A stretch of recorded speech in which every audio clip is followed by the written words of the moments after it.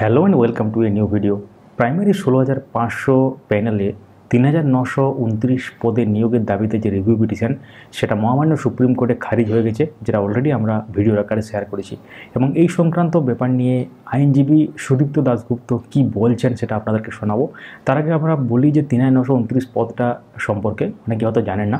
16,500 প্যানেলে অনেক শূন্য পদ ছিল, মানে ফাঁকা ছিল আর কি, নিয়োগ হয়নি।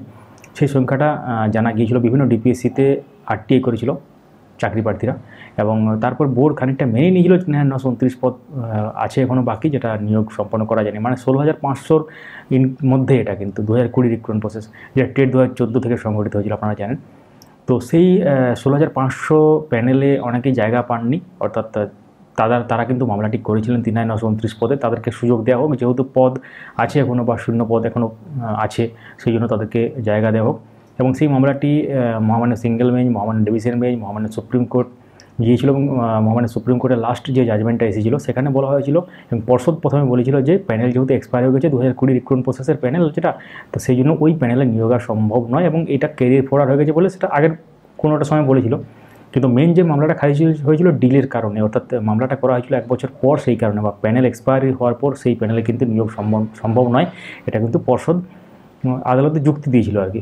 তো মহামান্য সুপ্রিম কোর্টে মামলাটি তখন খারিজ হয়ে যায়, মানে অ্যাকচুয়ালি তাদেরকে সুযোগ দেওয়া হয়নি, এবং সেই খারিজ হওয়ার পর থেকেই রিভিউ পিটিশন হবে বলে একটা খবর আসছিল, এবং এই সংক্রান্ত ব্যাপারে রিভিউ পিটিশন হয়েছিল, যেটা আলী হোসেন মণ্ডল করা মামলা, এবং সেই সংক্রান্ত মামলা আলটিমেটলি খারিজ হয়ে যায় এই মে মাসে, কিছুদিন আগে খারিজ হয়েছে। এবং তার যে অর্ডার কপি গতকাল আপলোড হয়েছিল মহামান্য সুপ্রিম কোর্ট অফিসিয়াল সাইটে, সেই অর্ডার কপি আমাদের টেলিগ্রাম চ্যানেল দেওয়া আছে, আপডেট মাস্টার 4 লিখে সার্চ করলে পেয়ে যাবেন সেখান থেকে।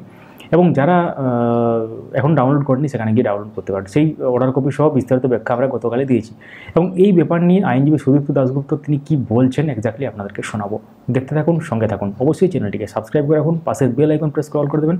যারা ফেসবুক থেকে দেখছেন আমাদের এই পেজটিকে ফলো করতে ভুলবেন না, ভিডিওটি লাইক করুন এবং দেখার পর শেয়ার করে দেবেন।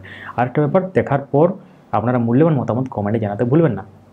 দেখতে থাকুন। বলছি, এই মামলায় প্রথমে রায় দেয় জাস্টিস অভিজিৎ গঙ্গোপাধ্যায়। উনি বলেন যে যারা মামলাকারী তাদেরকে এই পদে 3,929 পদে চাকরি দিতে হবে। তারপরে পর্ষদ ডিভিশন বেঞ্চে যায়। ডিভিশন বেঞ্চ বলে শুধু মামলাকারী না, সমস্ত যোগ্যদের এই পদে নিয়োগ দিতে হবে।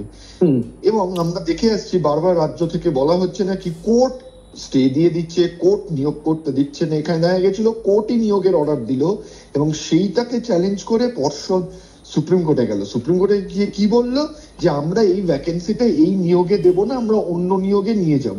অন্য নিয়োগের জন্য তো এমনি ভ্যাকেন্সি ছিল, কিন্তু এই নিয়োগে দিলে যাদের এই নিয়োগে, পরের নিয়োগে তো অনেকে নাও বসতে পারতো, তাদের বয়স পেরিয়ে গেছিল অনেক কারণে, তারা আজকে এই চাকরিটা পেত। কিন্তু এই পর্ষদ দেব না, এই কারণে অনেকেই চাকরিটা পেল না।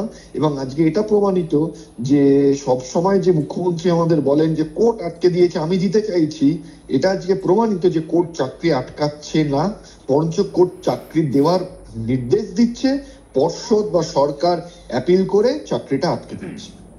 তো এই ছিল পুরো ব্যাপার। অবশ্যই সঙ্গে থাকুন পরবর্তী আপডেটগুলো পাওয়ার জন্য।